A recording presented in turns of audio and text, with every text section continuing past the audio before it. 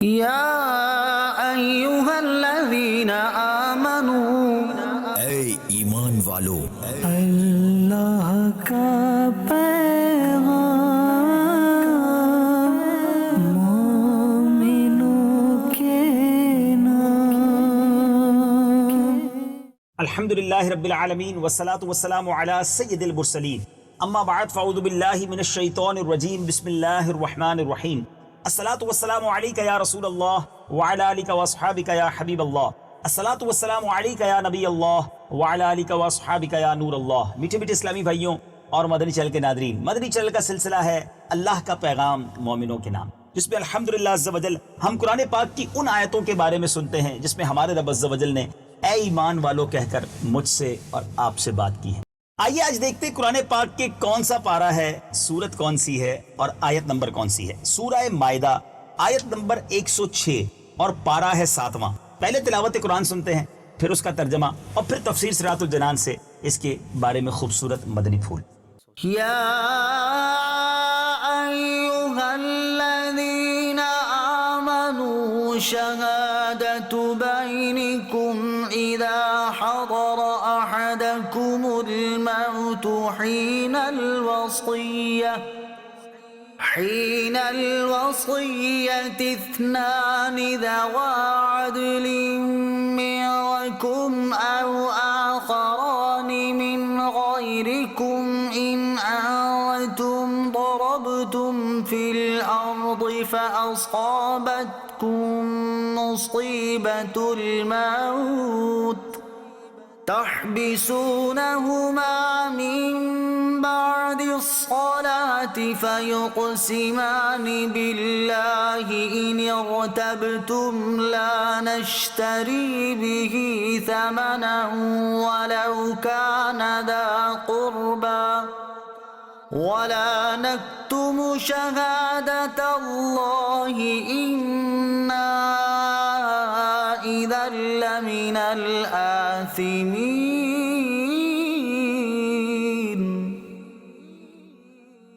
ترجمہ کنز العرفان۔ اے ایمان والو، جب تم میں کسی کو موت آنے لگے تو وصیت کرتے وقت تمہاری آپس کی گواہی دینے والے تم میں سے دو معتبر شخص ہوں، یا اگر تم زمین میں سفر کر رہے ہو پھر تمہیں موت کا حادثہ آ پہنچے تو تمہارے غیروں میں سے دو آدمی گواہ ہوں، تم ان دونوں گواہوں کو نماز کے بعد روک لو، پھر اگر تمہیں کچھ شک ہو تو وہ دونوں اللہ کی قسم کھائیں کہ ہم قسم کے بدلے کوئی مال نہ لیں گے، اگرچہ قریبی رشتہ دار ہوں، اور ہم اللہ کی گواہی نہ چھپائیں گے، اگر ہم ایسا کریں تو اس وقت ہم ضرور گناہ گاروں میں ہوں گے۔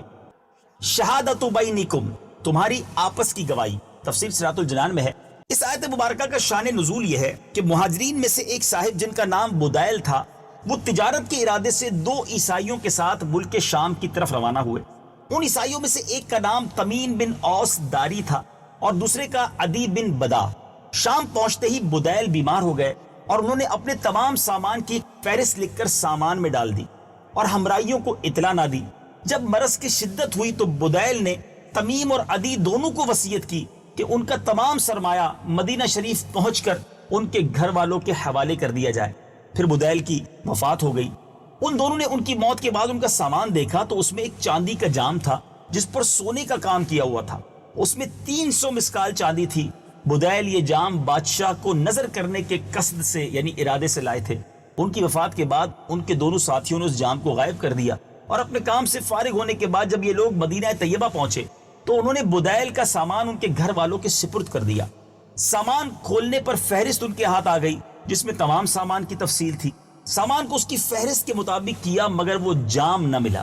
اب وہ تمیم اور عدی کے پاس پہنچے، انہوں نے دریافت کیا کہ کیا بدیل نے کچھ سامان بیچا بھی تھا؟ انہوں نے کہا نہیں۔ گھر والوں نے پوچھا کیا کوئی تجارتی معاملہ کیا تھا؟ انہوں نے کہا نہیں۔ پھر گھر والوں نے دریافت کیا کیا بدیل بہت عرصہ بیمار رہے اور انہوں نے اپنے علاج پر کچھ خرچ کیا تھا؟ انہوں نے کہا نہیں، وہ تو شہر پہنچتے ہی بیمار ہو گئے اور جلدی ان کا انتقال ہو گیا۔ اس پر ان لوگوں نے کہا کہ ان کے سامان میں ایک فہرست ملی ہے، اس میں چاندی کا ایک جام سونے سے منقش کیا ہوا جس میں 300 مسکال چاندی ہے، یہ بھی لکھا ہے، لیکن وہ تو موجود نہیں ہے۔ تمیم و عدی نے کہا ہمیں نہیں معلوم، ہمیں تو جو وصیت کی تھی اس کے مطابق ہم نے یہ سامان تمہیں دے دیا، جام کی ہمیں خبر نہیں ہے۔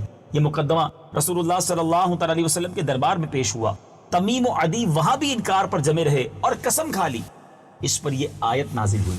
حضرت عبداللہ ابن عباس رضی اللہ تعالیٰ عنہ کی روایت میں ہے کہ پھر وہ جام مکہ مکرمہ میں پکڑا گیا۔ جس شخص کے پاس تھا اس نے کہا میں نے یہ جام تمیم و عدی سے خریدا ہے۔ جام کے مالک کے گھر والوں میں سے دو شخصوں نے کھڑے ہو کر قسم کھائی کہ ہماری شہادت ان کی شہادت سے زیادہ قبول کی جانے کی مستحق ہے، یہ جام ہمارے فوت ہونے والے شخص کا ہے۔ اس بارے میں یہ آیت نازل ہوئی۔ آیت میں یہ حکم فرمایا گیا کہ جب تم میں سے کسی کی موت کا وقت قریب آئے اور زندگی کی امید نہ رہے، موت کے آثار و علامات ظاہر ہوں، تو اپنوں میں سے دو آدمیوں کو وصیت کا گواہ بنا لو، اور سفر وغیرہ میں ہو اور اپنے آدمی یعنی مسلمان نہ ملیں تو غیر مسلموں کو گواہ بنا لو۔ تحبسونہما من بعد الصلاۃ، تم ان دونوں گواہوں کو نماز کے بعد روک لو۔ تفسیر صراط الجنان میں ہے اس سے پہلے وصیت پر گواہ بنانے کا طریقہ بتایا گیا، اب قرائن اور علامات کی روشنی میں گواہی میں جھوٹ کا عنصر نمایاں ہوتا نظر آئے تو اس صورت میں گواہی لینے کا طریقہ بتایا گیا کہ جب میت کے ورثاء کو وصیت کی گواہی میں شک گزرے تو وہ عصر کی نماز کے بعد گواہوں سے اس طرح گواہی لے۔ دونوں گواہ یہ اقرار کرتے ہوئے اللہ عز و جل کی قسم کھائیں کہ ہم گواہی کے بدلے کسی سے کوئی مال نہ لیں گے، اگرچہ وہ قریبی رشتہ داری کیوں نہ ہوں، اور نہ ہم گواہی چھپائیں گے یعنی جھوٹی قسم نہ کھائیں گے، اور نہ کسی کی خاطر ایسا کریں گے۔ اگر ہم ایسا کریں تو اس وقت ہم ضرور گناہ گاروں میں سے ہوں گے۔ آیت میں نماز سے مراد عصر کی نماز ہے۔ سب لوگ چاہیں ان کا تعلق کسی بھی دین اور مذہب سے ہو اس وقت کی تعظیم کرتے تھے اور اس وقت میں جھوٹی قسم کھانے سے بچتے تھے۔ میٹھے میٹھے اسلامی بھائیوں، تفسیر صراط الجنان کے مدنی پھول تو پورے ہوئے، آئیے تفسیر نعیمی سے بھی کچھ بڑے پیارے مدنی پھول حاصل کرتے ہیں۔ اس آیت سے مفتی احمد یار خان نعیمی نے بڑے پیارے پیارے فائدے، بڑے پیارے پیارے نکات بیان کیے ہیں۔ آپ لکھتے ہیں کہ اسلام میں وصیت بڑی اہم چیز ہے۔ دیکھو رب تعالیٰ نے وصیت کے متعلق یہاں مسلسل کئی آیات نازل فرمائی، اس پر گواہ بنانے کا طریقہ بتایا، حالانکہ دوسری جگہ قرآن مجید میں گواہی کے متعلق عام قانون بنا دیا گیا ہے۔ اس عام قانون کے ہوتے ہوئے پھر وصیت کے لیے علیحدہ قانون ارشاد ہوا جس سے وصیت کی اہمیت معلوم ہوئی۔ دوسرا بڑا پیارا فائدہ کہ دوسرے مالی معاملات کی طرح وصیت میں بھی دو گواہ چاہیے، ایک گواہ کافی نہیں، 4 گواہوں کی ضرورت نہیں۔ اسی طرح آپ لکھتے ہیں کہ بہتر یہ ہے کہ وصیت میں اپنے عزیز و اقارب کو گواہ بنایا جائے، صرف اجنبی لوگوں کو گواہ بنانا بہتر نہیں، کیونکہ اہل قرابت ہمارے گھر کے حالات بہت اچھی طرح جانتے ہیں۔ اگر بحالت سفر وصیت کرنا پڑ جائے تو چونکہ وہاں اپنے عزیز و اقارب نہیں ملتے، اس لیے اجنبی لوگوں کو بھی گواہ بنا لینا چاہیے، مگر وہ بھی مسلمان اور پرہیزگار ہونے چاہیے۔ سبحان اللہ۔ اسی طرح فرمایا کہ نماز عصر اور اس کے بعد کا وقت بڑی عظمت والا ہے، اس وقت دن رات کے فرشتے جمع ہوتے ہیں اور اللہ کے مقبول بندوں کی موجودگی وقت اور جگہ کو مقبول بنا دیتی ہے۔ کیا بات ہے قرآن پاک کی اور کیا بات ہے علماء کرام کی، کتنے پیارے پیارے مدنی پھول ہمارے لیے ایک آیت سے استنباط کر کے ایکسٹریکٹ کر کے ہمیں عطا فرماتے ہیں۔ بہرحال اس آیت سے بہت کچھ سیکھنے کو ملا، وصیت کی اہمیت کا اندازہ بھی ہوا۔ مزید اس بارے میں معلومات لینا چاہیں، وصیت کے احکام پڑھنا چاہیں تو بہار شریعت پڑھنی چاہیے، اور اس کے اندر اس کے بہت سارے مسائل موجود ہیں۔ اللہ تعالیٰ مجھے اور آپ کو شرعی احکام پر عمل کرنا نصیب فرمائے۔